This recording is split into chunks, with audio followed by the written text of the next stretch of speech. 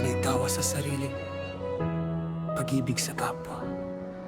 Sa bawat hakbang na aking tinatahak, may mga mata na tila ba nagmamasid. Gusto kong abutin, kamay ay aabot, ngunit ibang takbo ng kanilang isip.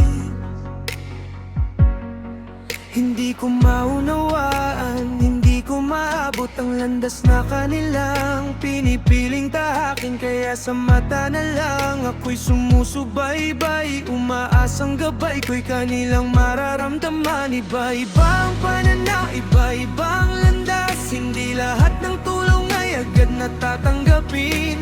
Kailangan ng pasensya, kailangan ng oras upang ang puso nila ay ating mapalapit. Ngunit may mga dila na matatalim,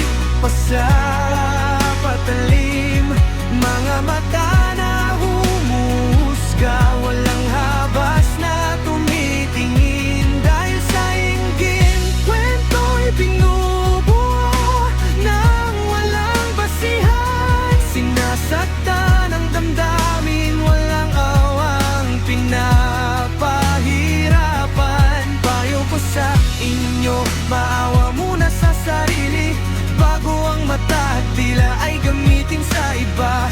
Alamin muna ang layunin ng tunay na hangarin bago ang panghuhusga ay inyong iparamdam.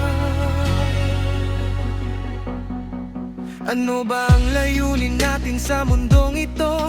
Ba't tayo ay nag-aagawan? Ba't tayo nag-aaway? Para sa'kin ang sagot ay simple lang naman: mamuhay ng may pag-ibig sa kapwa ay iparamdam. Gusto kong maging inspirasyon, sa kabutihan ay maging halimbawa, upang ang puso ng tao sa pagmamahal ay bumuka.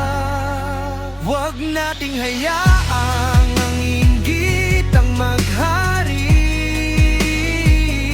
sa ating mga puso, sa ating mga isipan. Matuto tayong umunawa, matuto tayong magpatawad, upang ang mundo natin ay maging mas payapa at masagana. Maawa sa sarili, kilalanin ang sarili, bago ang iba'y ating husgahan at pahirapan. Ngunit may mga dila na matatalim, patalim, mga mata na humuhusga, walang habas na tumitingin. Dahil sa inggit, kwento'y binubuo nang walang basihan. Sinasaktan ang damdamin, walang aawang pinapahirapan. Payo ko sa inyo, maawa muna sa sarili bago ang mata at dila ay gamitin sa iba. Alamin muna ang layunin ng tunay na hangarin bago ang panghuhusga ay inyong iparamdam. Mamuhay ng may pag-ibig, sa kapwa ay magbigay, iyan ang layunin ko. Iyan ang aking ipapakita, sana'y maging inspirasyon.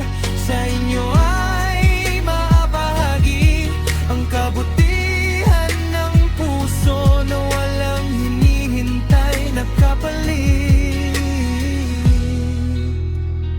Oh, walang hinihintay na kapalit.